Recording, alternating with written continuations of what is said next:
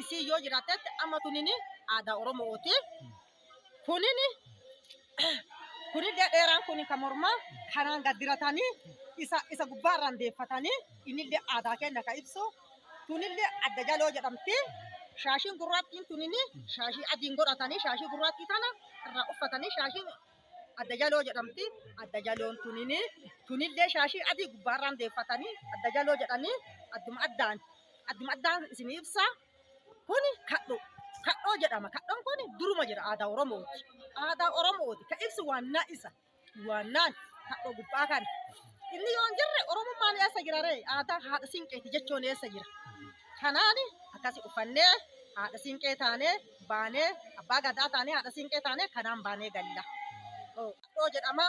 Kadhoon aadaa Oromooti. Kadhoo jedhama. Kuni wondabbee jedhama. Kuni gurdii jedhama. Gurdii jalaan godhatanii wondabbee gubbaarraa uffatan jedhama. Calleen kun aadaa mormaa jedhama. Aadaa mormaa. Siinqee qabattee baatee aadaa kan uffattee yoo baatee jettee yoo waaqni caamee jedhe aadaa kan uffattee yoo baatee jettee hin roobsifti akkuma roobaa aadaa keenya kanaan baatee hawwatiin teenya akkaawwan teenya haati teenya kanaan yoo baatee jettee akkuma nu rooba yoo bonni fagaatee waaqni fagaatee bonaan yoo waaqni nama dararee yoo bonni kun fagaatee jedhee kanumaan uffatanii bayan. Aadaa Oromooti. Aadaa keenya kan calanqisiisu uffata kana. Aadaa Oromoo kan ibsu uffata kana. Uffata kanaan aadaan keenya.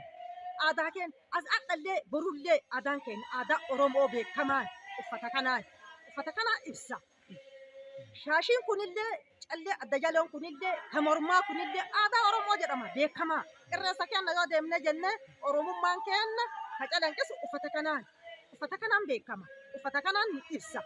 Kan nu calanqisu uffata kanaan. Eessatti illee haadha siinqee wanti jedhamnee waamamnuun uffata kanaan haadha siinqee abbaan gadaa illee seera qabaa seera ofiitiin ibsee